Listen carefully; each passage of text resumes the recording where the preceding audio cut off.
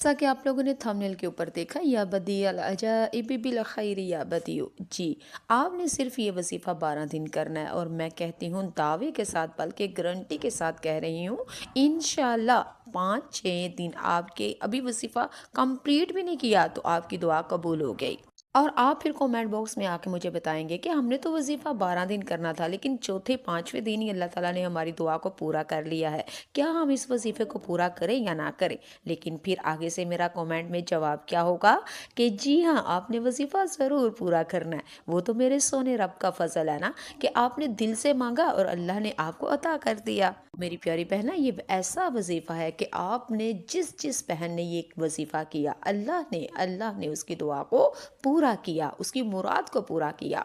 मैं सारी बातें आपको बताऊंगी, लेकिन मैं सबसे पहले आपको अपना बता देती हूँ कि मुझे जब जब कभी ज़रूरत पेश आई है ना, कोई भी मुश्किल, कोई भी परेशानी, कोई आफत, कोई भी ज़रूरत मुझे, मैंने अल्लाह से जब जब मांगना होता है ना, तो मैं यही वजीफ़ा करती हूँ, और इंशाअल्लाह अल्लाह आप मुझे भी देता है और आपको भी ज़रूर देगा। क्योंकि ये वजीफ़े के ऊपर मेरा इतना इतना इतना आंखें बंद करके मैं कहती हूँ यकीन है ना। और यकीन भाई क्यों ना हो, देने वाली कुदरत है, देने वाली मेरे कादर कदीर की ज़ात है ना। चलिए जी, मैं आपको बता देती हूँ, दो बहनों का किस्सा बताती हूँ। एक बहन है, उनके शोहर वो किसी सिलसिले, काम के सिलसिले में वो ना उनको कैद सुना दी गई ना, तो वो नहीं आ रहे थे। तो उनकी बेटी की भी शादी थी, और वो बहुत ज़्यादा रोई मेरे जामिया में आके, और बार बार कहती हैं कि मेरी बेटी की शादी है और मैं अकेली क्या करूँगी, कैसे करूँगी। ससुराल वाले भी बातें करते हैं, मेरे मेके वाले भी बातें करते हैं, और इतना बड़ा काम है और इतनी बड़ी खुशी, यानी कि मेरे शोहर जेल के अंदर है और मेरी बेटी की शादी है, मैं क्या करूं, मुझे समझ नहीं आती। तो यकीन माने, मैंने बड़े यकीन के साथ, बड़े भरोसे के साथ मैंने उसके कहा कि आपने कुछ भी नहीं करना, आप 12 दिन ये वजीफ़ा करें, तो इंशाल्लाह देखिएगा आपके शोहर को आज़ादी भी, रहाई भी मिल जाएगी, और खैर व आफियत के साथ ये इतना बड़ा काम भी अल्लाह के फजल से खैर आसानी, बरकत, रहमत से पूरा हो जाएगा। तो जी मेरी प्यारी बहना, उस मेरी बहन ने अभी तीसरे दिन ये वजीफ़े को गई थी कि उसकी दुआ पूरी अल्लाह ने ऐसे कबूल की, गैबी मदद हो गई। यानी शोहर को आज़ादी, रिहाई मिल गई, वो अपने घर आ गया, और बेटी भी खैर से अपने घर चली गई, यानी ब्याही गई। और दोनों मियाँ बीवी, यानी बेटी के माँ बाप ने अपनी बेटी की खुशियाँ अपने हाथों से फ़र्ज अदा किया। अच्छा, तो ये नाज़रीन और सामीन, ये तो थी एक बहन की। और अब मैं बात करती हूँ दूसरी बेटी की। एक बेटी थी, उसकी शादी को 9 साल गुजर चुके थे, बहुत ही ज़्यादा परेशान थी, और मेके में नाराज़ होकर रुस गए, यानी ससुराल वालों ने उसको निकाल दिया था, ये कहते हुए कि तू बेऔलाद है और अपने बेटे की हमने दूसरी शादी करनी है। और वो बेटी मेरे ही जामिया में मेरे पास ही पढ़ा करती थी, और आई और आके कहती है मैं बहुत ज़्यादा परेशान हूँ बाजी जान, अब मैं क्या करूँ, मेरा शोहर मुझे तलाक देने के लिए तैयार है, तो मैं तलाक भी नहीं लेना चाहती। मैंने उससे रीज़न पूछी, उसने साफ कह दिया कि मेरी सास, मेरे ससुराल वालों की यही ज़िद है कि तुम्हारे शोहर की दूसरी शादी करनी है, अच्छे तरीके से तुम उसको आज़ाद शादी की हामी भर दो, उसको हाँ कर दो, कह दो कि अपने मुंह से कह दो कि जाओ तुम शादी कर लो, तो फिर हम तुम्हें भी रखेंगे, और दूसरी बीवी तुम दोनों सोतने एक घर में अपने शोहर के साथ रह के खा पी सकती हो। लेकिन अगर तुमने हमारे बेटे को शादी की इजाज़त नहीं दी, तो मेरा बेटा तुम्हें तलाक दे देगा, क्योंकि तुमने हमें दिया ही क्या है, हमारे ख़ानदान को तो तुम वारिस दे नहीं सकी, और मैं अपना बेटा सारी ज़िंदगी तुम्हारे साथ ऐसे बंध नहीं सकती। नाज़रीन सामीन, वो बेटी ये बात कहते हुए बहुत ज़्यादा रोई। तो यकीन माने, मुझे खुद बहुत ज़्यादा रोना आया कि हाय बेटियों के, औलादों के नसीब।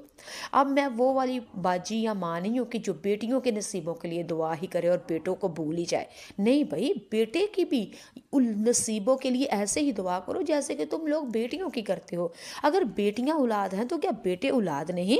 ये कहा करो, अल्लाह हमारी औलाद के बेहतर नसीब फरमा, आमीन। और उस बेटी को भी मैंने कहा, आप परेशान नहीं हो ना, आप ससुराल अगर अब لینے کے لیے آتے ہیں تو جاؤ، اگر نہیں تو اپنی ماں باپ سے کہو کہ مجھے میرے گھر میں چھوڑ کے آئے، تم سسرال میں جاؤ، وہاں سے اپنے شوہر کے پاس رہنا، بیٹھنا، پیار محبت کرنا، اور وہاں پہ تم یہ وظیفہ شروع کر دینا، تو دیکھنا اللہ تعالیٰ کرم کریں گے۔ ناظرین و سامعین، میرے پیارے بہن بھائیوں، یہ بات کہتے ہوئے میرے دل ایسے باغ باغ ہوتا ہے، یقیناً آپ کا بھی دل باغ باغ ہو جائے گا۔ 9 سال بعد جس بیٹی شادی کے بعد بچہ نہیں ہوا، جس بیٹی کو سسرال والوں نے یہ کہہ کے اس کو گھر سے دھکے دے کے باہر نکال دیا تھا کہ تو بے اولاد ہے، تو بانجھ ہے، تو پھنڈر ہے، ہمارے خاندان کو تو نے وارث تک نہیں دیا، تو ناظرین و سامعین 9 سال کے بعد یہ وظیفہ کرنے کے اس بیٹی کے 11ویں دن اللہ تعالیٰ نے خیر سے خیر سے خیر سے اس کی جوڑی بھر دی، یعنی اس کا پاؤں بھاری کر دیا، وہ پریگننٹ ہو گئی، ماں بننے والی ہو گئی، اور آج اس بیٹی کے 3 بچے ہیں ماشاءاللہ سے۔ اور اللہ نے مدد بھی اتنی کی، غیبی مدد بھی ایسے کی، اللہ نے فضل اور برکت اور رحمت ایسے کی کہ اس وظیفے کی برکت سے اس کے ہاں ایک بچہ نہیں بلکہ ٹوینز بچے ہوئے، ایک بیٹی اور ایک بیٹا ماشاءاللہ سے۔ اور پھر اس بیٹی کو اللہ تعالیٰ نے 2 سال کے بعد اب ایک اور اس کے ہاں بیٹے کی پیدائش ہوئی ہے، تو پھر میں نے وہ بیٹی آئی اور میرے پاس مٹھائی کا ڈبہ لے کے آئی، تو میں نے بھی مبارکباد دی، خوش ہو کے میں نے منہ بھی میٹھا کیا اور اس کا بھی کروایا، اور اس نے بدلے میں آگے سے مجھے کہا بھائی جان آپ نے جو مجھے وظیفہ بتایا تھا نا، یا بدی العجائب بالخیر یا بدی، اسی وظیفے کی برکت سے اللہ نے میرا اوپر فضل کیا ہے۔ تو میری پیاری بہنہ آپ کو بتا دیتی ہوں، 12 دن آپ نے نماز عشاء کے بعد یا بدی العجائب بالخیر یا بدیو، آپ نے یہ 12 دن 12 تسمیاں